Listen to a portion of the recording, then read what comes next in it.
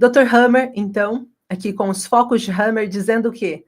Que todas as vezes que tem uma emoção que afeta o cérebro, deixa eu só colocar aqui de nós dois aparecendo, para ser mais fácil, todas as vezes que eu tenho uma emoção, um trauma emocional, ele fica marcado no meu cérebro, e de acordo com a zona em que é marcado no meu cérebro, essa emoção, automaticamente eu desenvolvo sintomas físicos nos lugares onde está. E aqui vocês vão ver, ó, cada uma das zonas do nosso cérebro, endoderma, mesoderma, ectoderma, corresponde a órgãos específicos. E por isso que cada pessoa que tem ansiedade ou depressão desenvolve sintomas diferentes. Às vezes você olha e fala assim, essa pessoa, ela tem sintomas diferentes de ansiedade. Por quê? Né? No DSM, que é o livro, a Bíblia que fala dos psicólogos, que é o livro que se chama Desordem, Síndromes das Desordens Mentais, né? Mas fica ao contrário por ser em inglês. Automaticamente ele traz as nomenclaturas das doenças. Aqui a gente não olha pela nomenclatura, a gente olha pela percepção do trauma. E é isso que vocês vão aprender sendo terapeutas biomicrohertz, a olhar pela percepção do trauma, entender por que aquele paciente desenvolveu problemas nos músculos, ou por que ele desenvolveu na musculatura ou nos glândulos linfáticos, tá? Então a gente vai olhar para isso, ou por que está o fígado afetado, por que está o rim, por que está o baço, a gente vai conseguir ver o que se passa através disso. E isso são os traumas conscientes, ficam ali. Só que daí eu precisei ir mais longe, porque lembra que eu disse que minha filha, ela não tinha traumas conscientes, ela tinha subconscientes. Então, a gente precisou ir mais longe. Daniel Grosjean e Patrícia Benini trabalhavam com a microfisioterapia e com os pontos no corpo que estão relacionados aonde que na mente afetado eu consigo perceber que existe essa obstrução, porque cada paciente tem obstruções em lugares diferentes. Então, a partir de eu ver que existem obstruções em lugares diferentes, eu precisava manipular essas obstruções.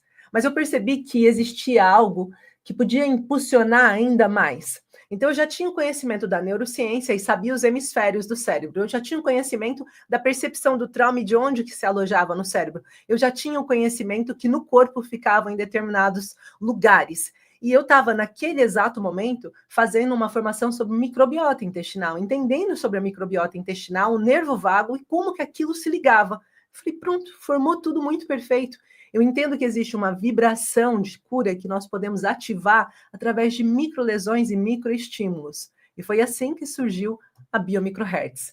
Bio vem de vida, micro, das microlesões que nós causamos para promover a cura através do próprio sistema imunitário do paciente, e hertz, realinhamento da vibracional desse paciente.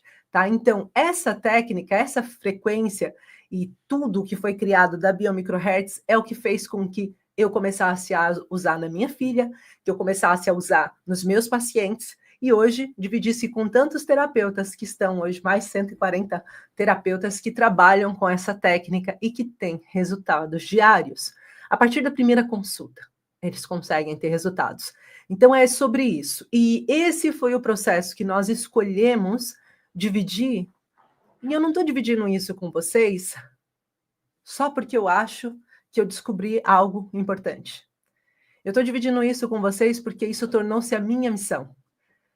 Eu não sei se vocês recordam no momento em que eu disse que a minha filha estava realmente pronta para cometer um ato contra a própria vida.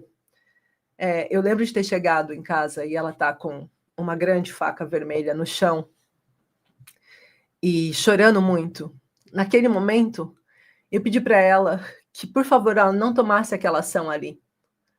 E eu prometi para ela que se eu não conseguisse encontrar uma razão para ela se sentir feliz na vida dela, mesmo contra a minha vontade, eu permitiria que ela partisse. Que eu ia entender a dor dela. E que tudo que eu mais queria era poder ajudar a entender o que estava acontecendo com ela. Então, naquele momento, eu fiz também uma promessa para Deus, a qual eu levo muito a sério. Que o máximo de pessoas que eu conseguisse ajudar, para que essas pessoas pudessem ajudar famílias. Porque quando a gente ajuda um paciente ansioso e depressivo, a gente não está ajudando só aquela pessoa. Existia uma mãe que estava sofrendo. Existia um pai que estava sofrendo. Existia avós que estavam sofrendo. Existia famílias que estavam sofrendo. Quando nós ajudamos uma pessoa que tem ansiedade e depressão, nós estamos ajudando uma família a voltar a viver. Nós estamos tirando um peso uma dor de impotência da vida daquelas pessoas que também podem adoecê-las. Então, eu entendi que a minha missão seria conseguir ajudar, no início foi muito mulheres, né? Mulheres que estivessem passando pela mesma coisa. E eu comecei a fazer isso. Então, são anos lutando e ajudando. Os meus perfis e redes sociais foram feitos para isso, para poder ajudar o Patrício, não, Renata, não é alemão, mas o Dr. Hammer, sim, é alemão, tanto que se chama Medicina Nova Germânica, né?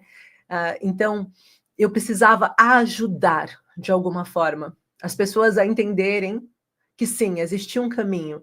E é importante a gente dizer isso. Até outro dia eu estava fazendo um paralelo aqui numa das lives que nós fizemos dos 2 hemisférios de Lucas. Se vocês não assistiram ainda, assistam, tá na Netflix, é muito bonito. No momento em que a mulher descobre que existe uma terapia alternativa para o filho dela e que pode restaurar, pelo menos, nem que fosse, ela diz, nem que seja 1% de melhora para o meu filho, eu vou atrás. E ela leva para o seu médico, no seu sistema convencional, e apresenta para o seu médico, e o médico diz assim para ela: se fosse tão bom, por que, que ele não estaria na Organização Mundial da Saúde? Por que, que não teria ganhado um prêmio Nobel? É isso que ele fala. Por que não ganharia um prêmio Nobel? E ela diz: eu não sei por quê, mas independente dele ter ganhado um prêmio Nobel ou não, eu sei que os resultados são reais porque eu conversei com um paciente que passou por isso e eu quero ir atrás. E ele diz: eu não aconselho. Ela vai atrás. Ela não consegue 1% de melhora.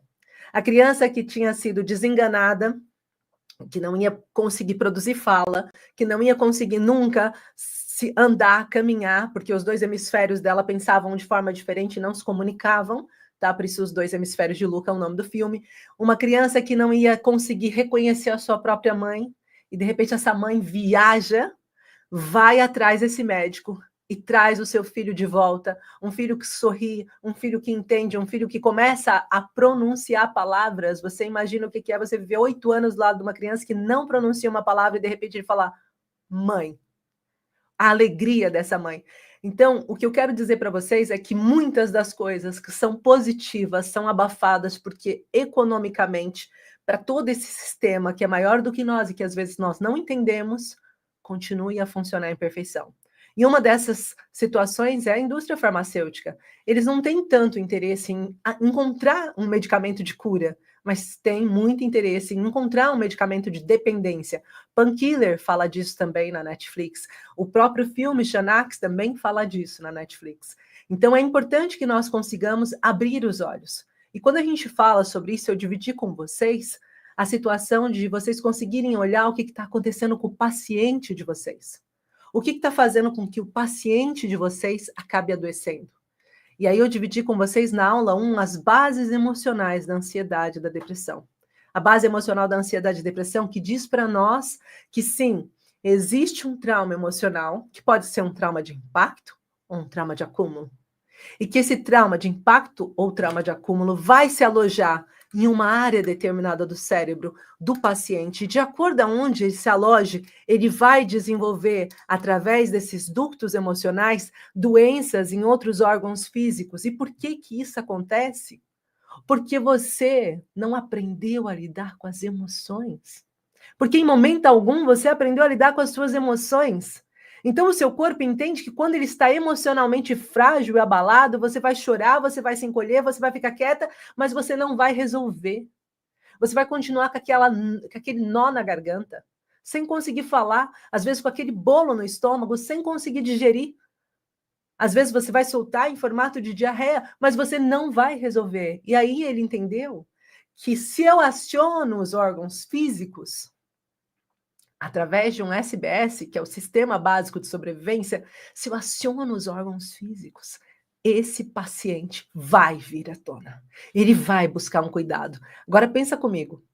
Quando a gente está com uma dor emocional, com uma tristeza, a gente procura atendimento? A gente vai atrás de resolver? A gente vai falar com a pessoa? É mais difícil. Mas se você partiu o seu pé hoje, o que que você faz? O que que você faz imediatamente quando você sente que partiu o pé? Quando você sente que você partiu o braço? Quando você sente que você está com uma ferida saindo num lugar estranho e você não sabe o motivo, o que você faz? Você corre para o médico. Você corre para o médico. As pessoas ainda não entenderam que emocionalmente nós podemos morrer mais rápido do que fisicamente. Por isso perdemos e entramos no nosso estado de sobrevivência.